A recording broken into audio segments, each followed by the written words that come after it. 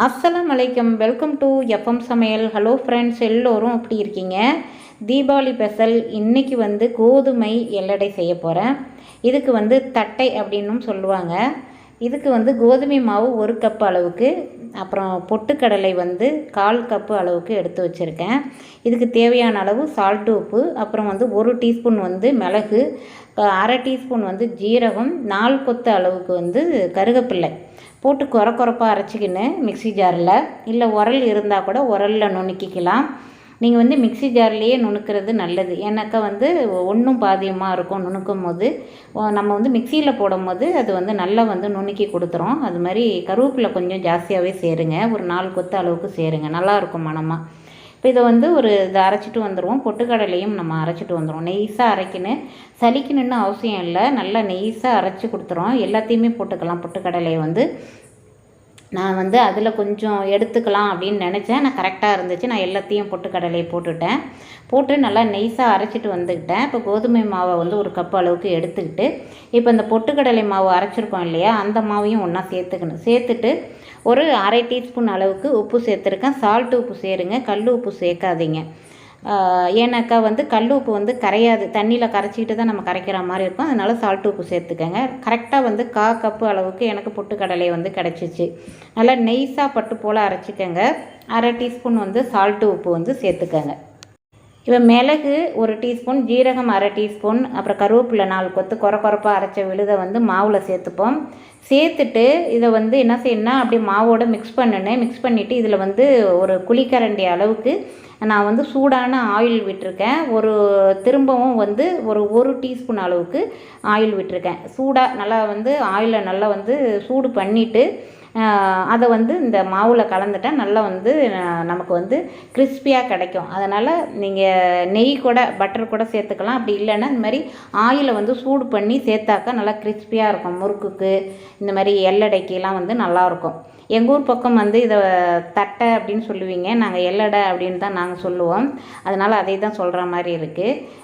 இப்போ வந்து அந்த மிக்சி ஜார்லேயே வந்து நான் தண்ணி விட்டு, அந்த மிளகு கருவேப்பிலெலாம் அரைச்சோம் இல்லையா, அதுலேயே வந்து கொஞ்சம் கொஞ்சமாக தண்ணி விட்டு, சப்பாத்தி மாவு அளவுக்கு நம்ம பிசையாமல் கொஞ்சம் சாஃப்டாக வந்து இன்னும் கொஞ்சம் தண்ணி விட்டு, சப்பாத்தி மாவை விட பூரி மாவு அளவுக்கு வந்து பிசைஞ்சிக்கணும். அதுக்காக தண்ணியாக நம்ம பிசைஞ்சிடக்கூடாது.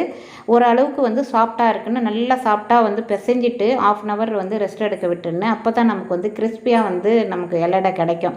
நல்லா வந்து பிசைஞ்சு விட்டுட்டு இது நல்லா வந்து ஒரு விரலில் நம்ம அழுத்தம் கொடுத்தாவே அது நம்ம எந்த அளவுக்கு அந்த மாவை வந்து பிசைஞ்சிருக்கோம் அப்படிங்கிறது நல்லா சாஃப்டாக நமக்கு கிடைக்கும்.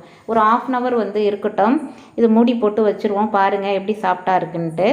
இது வந்து பட்டர் போட்டு கூட செய்யலாம், நல்லாயிருக்கும். இது அரிசி மாவில் எல்லடை செய்வாங்க, அதுவும் சூப்பராக இருக்கும். ஆனால் கோதுமை மாவில் செய்து பாருங்கள், நல்லா கிறிஸ்பியாக மொறுன்னு வந்து சூப்பராக இருந்துச்சு. அந்த மிளகு, ஜீரகம், கருவேப்பிள்ளையோடு சாப்பிடும் போது அட்டகாசமாக இருந்துச்சு. ஆனால் பார்த்து பக்குவமாக செய்யணும். அது வந்து இப்போ 4 உருண்டையாக எடுத்துக்கிட்டேன். இது வந்து 2ஆக போட்டு கூட செய்யலாம், ஆனால் மொத்தமாக கிடைக்கும். அதனால் வந்து 4 உருண்டையாக போட்டு தின்னாக தான் இதை வந்து ரொம்ப மெலிசாக வளர்த்துனேன். இது வந்து எப்படின்னாக்கா பூரி மாதிரி நமக்கு வந்து உப்பலாக வரக்கூடாது. நமக்கு வந்து தட்டையாக வந்தால் தான் அந்த மொறுமொறுப்பு கிடைக்கும். அதனால் பார்த்து ரொம்ப கருக விடாமல் பார்த்து எடுக்கணும், பக்குவமாக செய்யணும் ஆயிலில் போடும்போது. இப்போ நான் வந்து கார்ன்ஃப்ளவர் மாவு, அரிசி மாவு எது வேணாலும் எடுத்துக்கலாம். நான் கோதுமை மாவே எடுத்துட்டு இப்போ 4 உருண்டை எடுத்து வச்சுருக்கேன். இதை வந்து நல்லா வளர்த்திக்கிட்டு, இப்போ நல்லா கோதுமை மாவில் வந்து நல்லா தின்னாக வளர்த்திக்கணும். ஏன்னா மொத்தமாக மட்டும் வளர்த்திடக்கூடாது, பூரி மாதிரி வந்துடும்.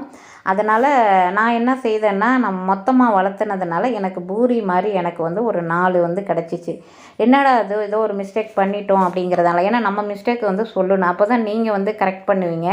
நம்ம என்ன தின்னாக வளர்த்திட்டு அந்த ஒரு ஸ்பூன் இருக்குது, அது வந்து புள்ளியாக ஃபுல்லாக வளர்த்திட்டு தின்னாக வளர்த்தி கொஞ்சம் நல்லா பெரிய சைஸாக தின்னாக வளர்த்திக்கணும். அப்புறம் அந்த ஸ்பூனால் வந்து நல்லா வந்து புள்ளியாக குத்திட்டு, அதன் பிறகு டம்ளரோ இல்லை அல்லது வந்து ஒரு டப்பாவோ எது நம்ம கட் பண்ணுறது இருக்கோ அதில் கட் பண்ணி நம்ம எல்லடை மாதிரி அந்த தட்டையை செய்து நம்ம வந்து எடுத்து மாற்றிக்க வேண்டியதுதான். எனக்கு ஒரு 15 கிடச்சிச்சு. இன்னும் வந்து நான் சின்ன சின்னதாக வந்து இந்த எல்லடை செய்தால் கூட எனக்கு இன்னும் வந்து கொஞ்சம் கூடுதலாக கூட கிடச்சிருக்கும். நான் கொஞ்சம் பெரிய சைஸாக தான் கட் பண்ணிக்கிட்டேன். எனக்கு இந்த டப்பா தான் எனக்கு கிடச்சிது. இப்போ இந்த அளவுக்கு எனக்கு மொத்தமாக கிடச்சதுனால ஒரு 4 பூரி என்ன ஆச்சுன்னாக்கா எனக்கு வந்து பூரி மாதிரி வந்துருச்சு. பூரி மாதிரி எல்லடை வந்துருச்சு. இந்த கோதுமை மாவில் வந்து நான் ஃபஸ்ட் டைம் தான் செய்கிறேன். அதனால நான் வந்து அரிசி மாவில் செய்திருக்கேன். கோதுமை மாவில் வந்து இது ஃபஸ்ட் டைம். அதனால் வந்து எனக்கு தெரியல. அப்புறம் நான் கரெக்ட் பண்ணிக்கிட்டேன். நீங்களும் அதே மாதிரி வந்து கரெக்ட் பண்ணிக்கங்க. பக்குவமான முறையில் எந்த சமையலும் செய்தாலும் கரெக்டாக வந்துடும், பர்ஃபெக்டாக வந்துடும். நான் கரெக்ட் பண்ணிட்டேன். உடனே 4 வந்தோடனே நான் வந்து கரெக்ட் பண்ணிட்டேயா, ஏதோ ஒரு மிஸ்டேக் இருக்குது அப்படின்னு சொல்லிட்டு டக்குன்னு நான் என்ன பண்ணிட்டேன், மெல்லீஸாக வளர்த்திட்டு நான் வந்து ஸ்பூன் கூட எனக்கு கிடைக்கல அந்த நேரம். டக்குன்னு வந்து மெல்லீஸாக வளர்த்திட்டாக்கா கிறிஸ்பியாக கிடைக்கும் அப்படின்னு சொல்லிட்டு கிறிஸ்பியாக நான் வந்து போட்டு எடுத்தேன். அற்புதமாக சூப்பராக இருந்துச்சு. இன்னொரு நாளும் செய்யுங்கன்னு வேற கேட்டாங்க. நான் அந்த மாதிரி ஸ்பூன் வச்சு நான் வந்து செய்து காட்டுறேன். தின்னா வளர்த்திக்கிட்டு மாவு வந்து கொஞ்சம் தேவைப்பட்டால் ஒட்டுற மாதிரி இருந்தால் கொஞ்சம் வந்து நம்ம மாவு போட்டு நல்லா வளர்த்திக்கணும். மெல்லீஸாக வளர்த்திக்கிட்டு ஒரு டம்ளரோ இல்லைன்னா ஒரு டப்பாவோ, எனக்கு வந்து டப்பா தான் கிடச்சிச்சு. அந்த டப்பாவில் வந்து வளர்த்தி இதோட சின்ன சின்னதாக கூட நம்ம வந்து எல்லடை எடுத்துக்கலாம். அந்த டம்ளர் வந்து எனக்கு கிடைக்கல. அதனால் அந்த டப்பா தான் கிடச்சதுனால நான் ஒரு 15 அளவுக்கு வந்து எடுத்து வச்சுக்கிட்டேன். இப்போ அடுப்பை ஆன் பண்ணி தேவையான அளவு ஆயில் விட்டுக்கிட்டேன். ஆயில் விட்டு நல்லா ஹீட் ஆனோன்னு தான் நம்ம வந்து எந்த பொரியலில் பொரித்து எடுக்கிற பண்டங்களை வந்து பலகாரங்களை வந்து பொரித்து எடுக்கணும். அப்போ தான் வந்து நல்லா வரும். அந்த பொரித்து எடுக்கும் போது கரெக்டாக வரும். இல்லைன்னா வந்து அது பொரித்து எடுக்க முடியாது. அதனால் நல்லா ஹீட் ஆனோடனே ஃபஸ்ட்டு கொஞ்சம் மாவு எடுத்து போடுங்க. நல்லா எலும்பி வந்துருச்சு. அப்புறம் வந்து எல்லடையை போட வேண்டியது தான். ஃபஸ்ட்டு நான் போடும் போது என்ன ஆச்சுன்னாக்கா எனக்கு பூரி மாதிரி உப்பலாக வந்துருச்சு. என்னடா அது ஏதோ ஒரு மிஸ்டேக் ஆகிடுச்சி அப்படின்னு சொல்லிட்டு கோதுமை எல்லடையில் வந்து பூரி மாதிரி வந்தால் அது கிறிஸ்பி கிடைக்காது, அந்த மொறுமொறுப்புலாம் கிடைக்காது. நமக்கு அந்த பூரி சாப்பிட்ற மாதிரியே இருக்கும், சாப்பிட்டா கிடச்சிரும். என்னடா அது அப்படின்னு சொல்லிட்டு டக்குன்னு நான் என்ன பண்ணேன், தின்னா வளர்த்த ஆரம்பிச்சிட்டேன். மாவுலாம் எடுத்து தின்னா வளர்த்திட்டு இந்த ஸ்பூனாக இருந்தாக்கா அது எனக்கு அந்த நேரம் அதுவும் கிடைக்கல, ஞாபகத்துக்கும் இல்லை. டக்குன்னு வந்து அந்த ஸ்பூன் வந்து நல்லா தின்னா வளர்த்திட்டு நல்லா புள்ளியாக வச்சுட்டு அப்புறமா கட் பண்ணுங்கள். அந்த டம்ளரோ டப்பாவோ எடுத்து கட் பண்ணுறதுல கட் பண்ணுங்கள். நான் வந்து தின்னாவே வளர்த்திக்கிட்டேன். அவசரத்தில் வந்து தின்னா வளர்த்திக்கிட்டு நல்லா கிறிஸ்பியான எனக்கு கோதுமை எல்லடை வந்து அருமையாக இருந்துச்சு. டேஸ்ட்டு சூப்பராக இருந்துச்சு.